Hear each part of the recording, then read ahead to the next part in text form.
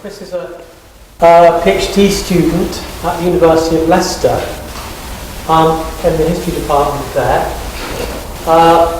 One of Chris's projects is to identify the nature and use of astrological techniques in the Middle Ages.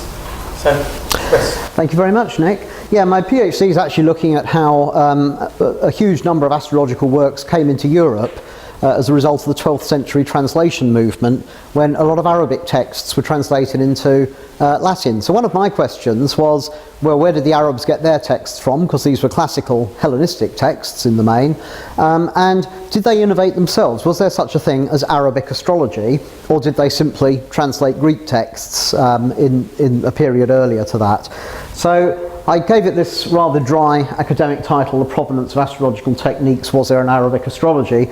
But with apologies to Monty Python's Life of Brian, I really prefer the title, What Have the Arabs Ever Done for Us?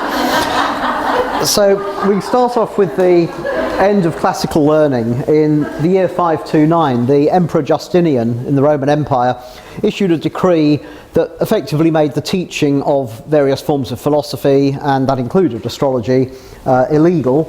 So a lot of astrologers left the Roman Empire and headed east to the court of King Croesus in Persia, in Jundishapur. And they carried on their learning and their scholarship there. And so a lot of these works were translated into Persian. And not too long after that, we have the rise of Islam.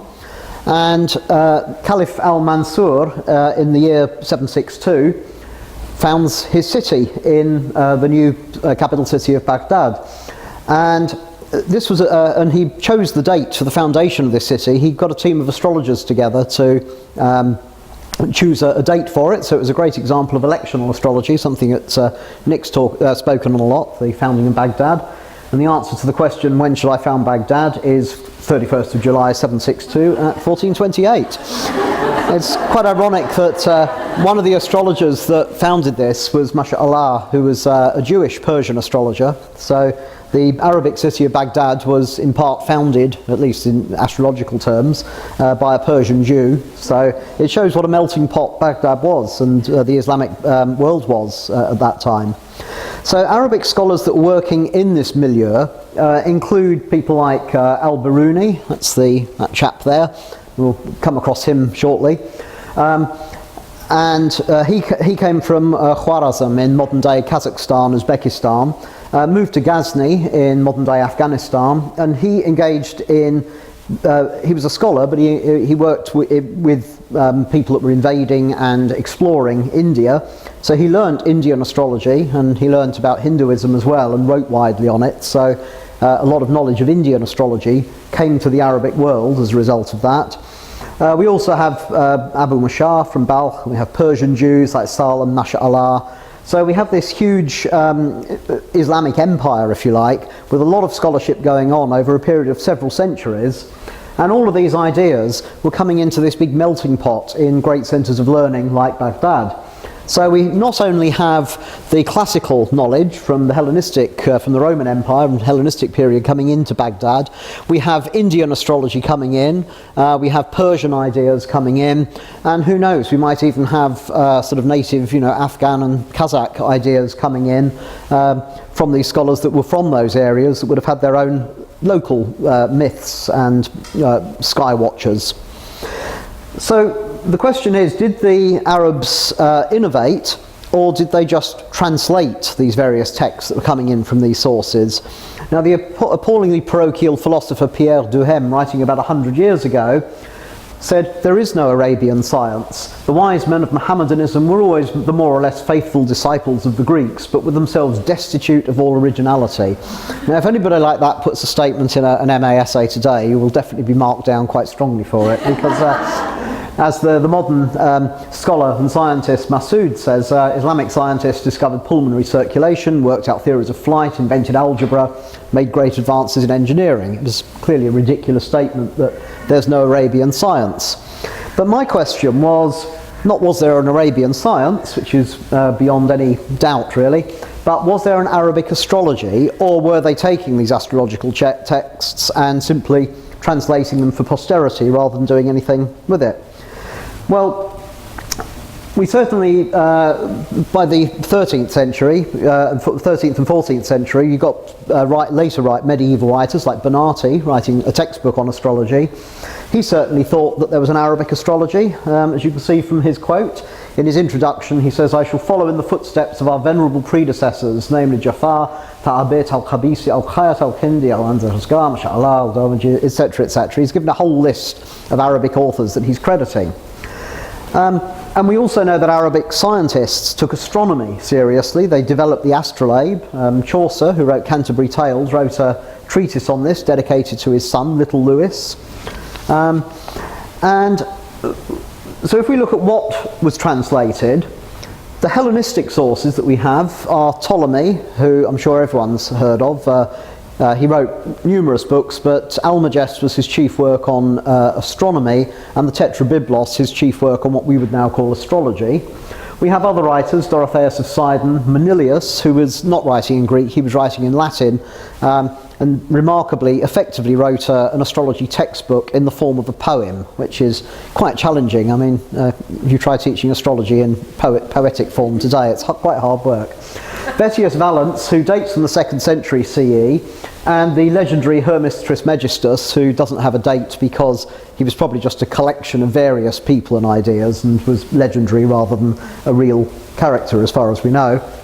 And these Hellenistic sources were translated initially by people like Masha'Allah and Zal, who were both Persian Jews in the 8th century. Masha'Allah being one of those who helped found the date for the founding of Baghdad. Al-Kindi and Abu Mashar in the 9th century. We have Al-Kabisi, who in the Latin world is better known as Al-Kabishus, in the 10th century. Al-Biruni, who we mentioned earlier, in the 11th century. And Ibn Ezra, who was a Jewish scholar in the late 11th, early 12th century. So the methodology that I used to answer the question whether there was an Arabic astrology was, where's the Arabic technique? So the theory is quite simple. You identify all the Hellenistic techniques, then you go through all the Arabic techniques, cross out the ones that aren't Hellenistic, and what's left must be Arabic. Simple. But it's not that simple, because we don't just have Arabic and Hellenistic techniques, as you can see. We had ideas coming in from India, from Persia, and so on. So it's a question of the challenges to identify those. We also have problems with misattribution, additions to translations, and later scholarly assumptions. So for example, Abu Mashar uses a technique in which the conjunction of the two superior planets, that's Jupiter and Saturn, occur in the spring tropical sign, that's Aries, every 960 years. Jupiter and Saturn were the outer two planets at the time. There was no Uranus, Neptune and Pluto for them to look at. They weren't aware of those. So the conjunctions of these two planets happen every 20 years, which isn't very long for doing very long timescale predictions. But they have an interesting property of changing element every 240 years and going through all four elements in about a millennium. So this method was used by the Arabs to determine the future of dynasties, kingdoms, even the rise and fall of religions. So it sounds like a new technique. It wasn't a Hellenistic one, but it wasn't an Arabic one either. This actually came from Persian astrology. We have Ibn Ezra writing in Rashid Chokhmah, the beginning of wisdom. The beginning of wisdom is the fear of the Lord. The fear of the Lord protects him from the decrees of the heavenly bodies. He's writing a textbook on astrology, but he's giving a warning that God trumps this. Now, this idea was attractive to monotheists, Christians, Jews and Muslims, but obviously Ibn Ezra was a Jewish scholar, so this wasn't an Arabic concept, that was a Jewish one. And we have Al-Biruni giving an example of a technique where while a sign looks towards its third, the third doesn't regard it. What that means is if you've got a planet in Aries, it will aspect any planet in Cancer. That's how we would see it these days. In Indian astrology, they would say, no, the planet in Aries aspects the one in Cancer, but the one in Cancer doesn't aspect it back. It's almost as though I'm looking over there and can see that person's back, but they can't see me.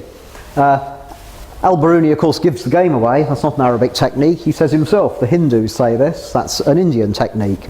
So it's a question of being able to identify the provenance of some of these techniques, which isn't always easy if you only ever come across them in an Arabic text. The second problem is misattribution. Now here's a quote that I saw on Facebook a couple of years ago. which is Albert Einstein saying everything is energy and that's all there is to it. Match the frequency of the reality you want and you cannot help but get that reality. It can be no other way. This is not philosophy, this is physics. Albert Einstein. Einstein must have said it because look, there's a picture of him and a quote. And we all know that on the internet, if you see a picture of something and a quote, it must be true, because the great thing about the internet is you can quote anything you want to make up the source. Now this sort of nonsense isn't just for the Facebook era. We have exactly the same problem in medieval times. It would quite often enhance your own reputation if you came up with something and claimed that Ptolemy said it. So Masha Allah writes a book on horary astrology, talking about how to find things that are hidden, and he has a chapter called According to Ptolemy, and he says Ptolemy said if the significa aspect's the ascendant, the kind of hidden thing, blah blah blah. Well, no, Ptolemy didn't say that. At least we're pretty sure he didn't. Most scholars would say this is pseudo-Ptolemy that said that. So we don't know who said it, but it was probably an Indian author or an Arabic author, we don't know, but it probably wasn't Ptolemy. So we have this problem of misattribution where the Arabs might say, this isn't an Arabic technique, it's a Greek one, and it might not be. And then we have additions to translations. Here's a couple of lovely examples from Carmen Astrologicum by Dorotheus of Sidon. The first example is you're a farmer and you want to go to the market and buy a sheep. Well, a good time to buy a sheep is when the ascendant is in Aries, sign of the ram. That's a great example of electional, what we would call electional astrology. The second example is somebody going to an astrologer to ask about a sick person, and the astrologer says if a certain condition is true, don't worry, this person will get better. And this chart would be cast for the time that the question was asked. That's what we would now call horary astrology. So the first example is electional astrology, which the Greeks called katake, which the Greeks did practice. It was a Hellenistic technique. The second one, although this is supposedly from a Hellenistic text, is an example of horary, and there's a fierce debate about whether horary is actually a Hellenistic technique or not. It may not have been. It's quite possibly an Indian innovation rather than the Hellenistic one. But if you just take this at face value and say, well, this is a Hellenistic text, therefore it must have been a Hellenistic technique because that second one's clearly horary. Is that true? Chris Brennan, the Hellenistic astrologer, suggests that actually the trouble with Dorotheus of Sidon is it was translated into Persian and then into Arabic, and it's quite difficult to work out which bits are Arabic, which bits are Persian, and which bits are the original Hellenistic. This could well be a later addition to translation. We don't know for sure. So, later assumptions that are made is the European knowledge of astrology after the 12th century all came from translations from the Islamic world, mainly from Arabic, some from Hebrew. So we have a lot of assumptions about so-called Arabic techniques that are actually referring to earlier ones. So Bonatti writes widely about Arabic parts, but these actually are a Hellenistic technique that came from Hellenistic lots.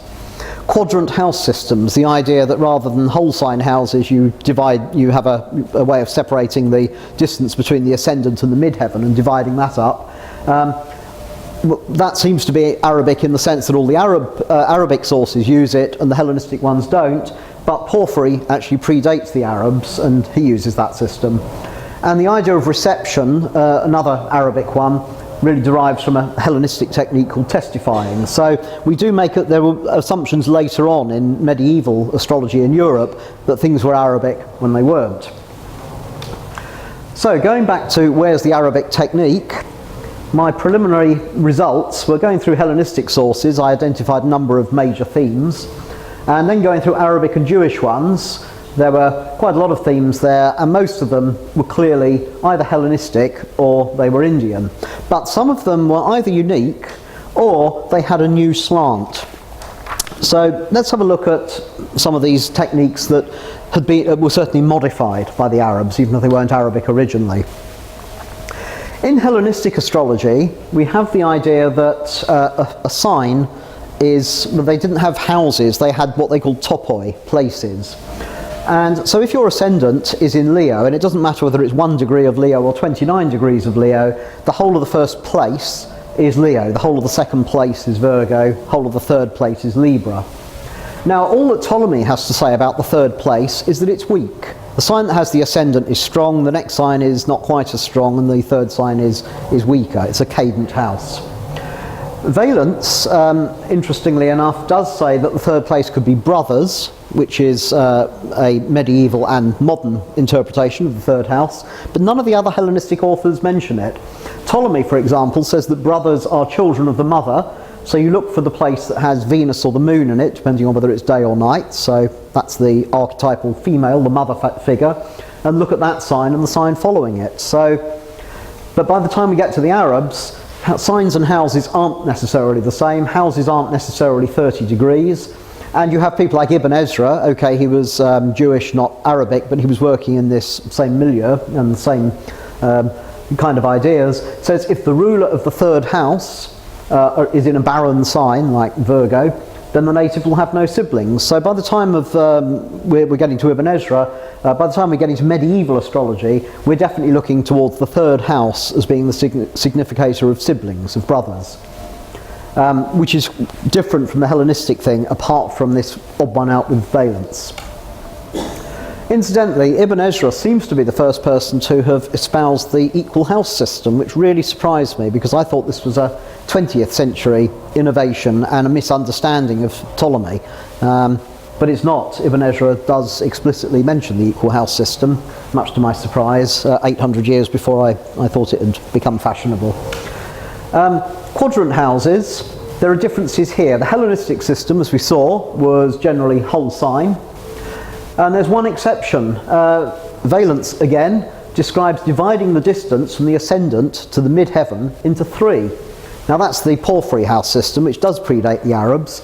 If Vettius Valence really did say that, then that was a Hellenistic system that even predated Porphyry. But again, it seems weird that Valence is the only one that mentions systems like this. Arabic systems tend to be even more complicated. One common one was named after Al-Qabisi, we now call the Al-Qabishus house system. So they were much more technical. So the Arabs definitely introduced this level of technicality that wasn't there in Hellenistic astrology. Aspects are different as well. Hellenistic aspects were by sign. Anything in Taurus, trines, anything in Virgo. So here's an example where we've got a planet in, say, late Taurus, and here's something in early Virgo. A modern astrologer would say, well, they're only 90 odd degrees apart, that's a square. In Hellenistic astrology, it would be a sign, because the signs are trine. Again, the odd one out seems to be Valence, who does recognise a problem when something's in late Taurus, and says that the native will die when Saturn is in Virgo, because then it's making a square as calculated by degrees. But the other Hellenistic authors don't do that, they stick to signs aspecting each other.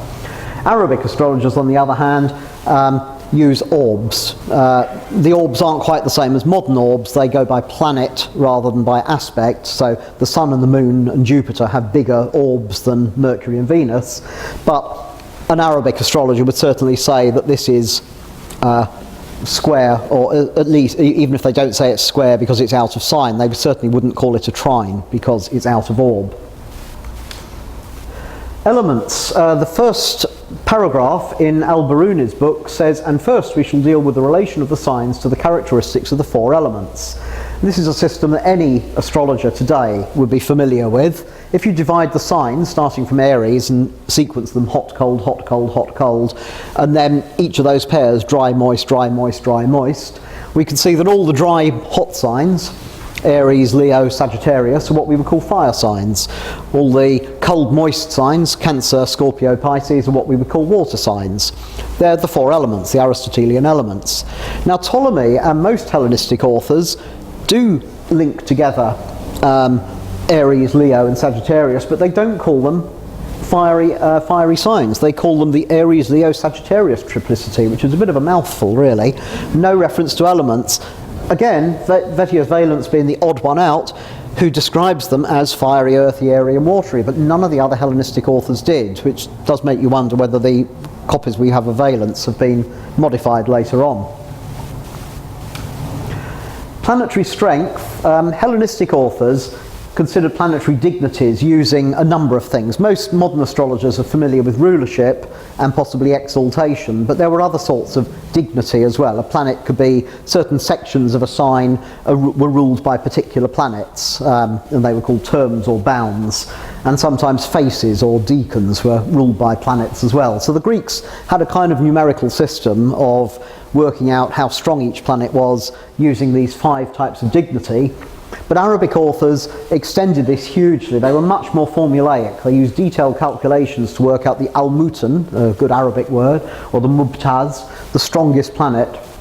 And there were different types of al-mutan. So al-Kindi, if he's asking a question about travel, looks at the sun, moon, ascendant ruler and the lot of fortune ruler, and adds up the strength of each of these planets. So you're starting to get into some fairly hardcore arithmetic by Arabic times that wasn't there in the Hellenistic period. Reception and testimonies. We have Hellenistic authors considered planets to testify to each other. Saturn in Aries isn't very happy because Saturn is exalted in Libra, so Saturn is in his fall in Aries. And the Hellenistic authors would say, well, Saturn in Aries is Mars's domain. Saturn's grumpy enough at the best of times, and now he's in Mars's domain, he's being ordered around by Mars, he really doesn't like it at all. So if he's making an aspect to Mars, he's going to be even worse, he's going to be particularly malefic.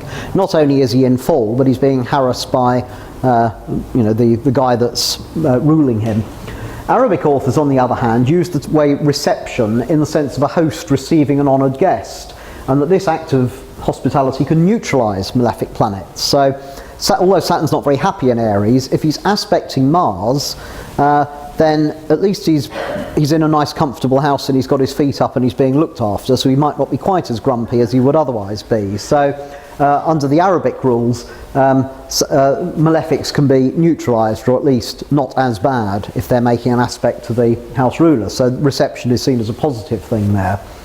Ben Dykes thinks that the change of notion might be because of the requirements of monotheism. In Hellenistic astrology, you can imagine the planets as gods battling it out.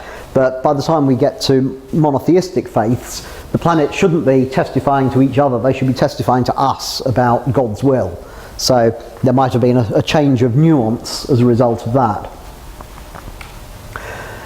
Certainly the Arabic scholars were integrating Persian and Indian techniques. They were using and enhancing the Persian system of Jupiter-Saturn conjunctions. It was a Persian method, but it was the Arabs that were using it to describe the rise and fall of dynasties and religions. Horary was probably an Indian development, but they were using it for a wide range of questions, doing it on a day-to-day basis, and especially those involving war. And they were definitely aware of the differences in techniques between the Greeks, Egyptians and Indians, and describing them and presumably experimenting with them. One example here is lots and Arabic parts. I'd already said that the so-called Arabic parts that medieval writers wrote about was actually a Hellenistic technique. And the Hellenistic authors used a few calculated points, especially the lot of fortune. Vettius Valens, odd one out again, uses a few more, like the lot of debt and the lot of theft. But Arabic authors used hundreds of them. They're now known as Arabic parts. And Al-Biruni complains it is impossible to enumerate the lots which have been invented for the solution of horary questions. They increase in number every day. An example of this is the lot of watermelons, which is ascendant plus Mercury minus Jupiter. Now you might think, well, what use is that? Well, if you're a watermelon farmer, it's pretty useful. And what you do is you cast a chart for the new moon prior to the sun's ingress into Aries, and then you look at work out the lot of watermelons for that particular moment of that new moon, and you look at the ruler of that, and that will tell you something about your watermelon crop this year, and that will enable you to set your prices. You know, if it's Saturn, it's going to be a pretty poor crop. If it's Jupiter, it's going to be a good crop. So you know what your crop's going to be like. So that's the sort of thing they were used for. They were also used in horary questions as well. And that's why Al-Biruni was complaining that their number was increasing. They had lots for practically everything. So to conclude, Arabic authors did appear to use astrology practically. They weren't simply copying Greek texts without knowing what they were all about. The concepts may have been from other sources, but they developed and enhanced techniques used by their predecessors. And there's this lovely quote from Al-Biruni. He's actually talking about a system where you take a sign and divide it into 12 2.5 degree segments. The Indians used this and the Greeks used this. And he says, this is the division as to which the Greeks and the Hindus are in agreement, but I have always been surprised that my friends have not altered it, according to some succession of signs or some other scheme. For if you proceed according to such a method, you don't commit other absurdities to mention, which this is not the place. In other words, Al-Biruni is saying, well, normally my friends, the astrologers, mess about with these techniques until they get something that works. So they were obviously quite happy to innovate and adapt. So to answer my question, was there such a thing as Arabic astrology?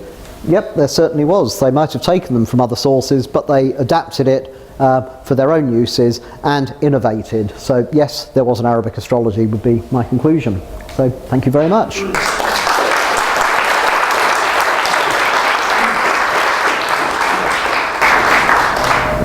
Thank you. We have a couple of minutes for questions for Chris. Thank you. I wonder if you could look at the Firdani technique, planetary periods where the light of the night is divided into the Albanian order of the planets, so it's one at night time, you have a 9 period for Moon, a period for Saturn, and so on.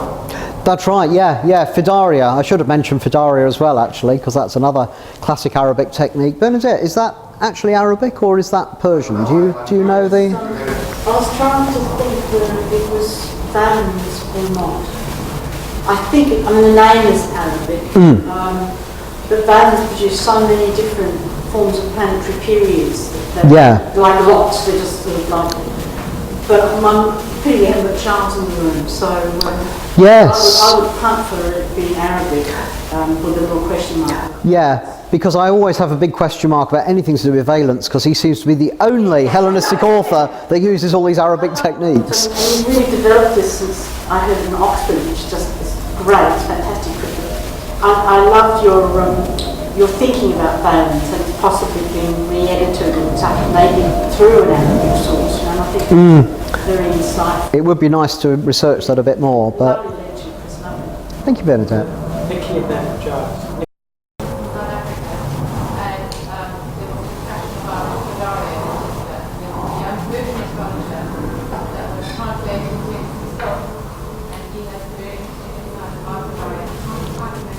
Ah, right.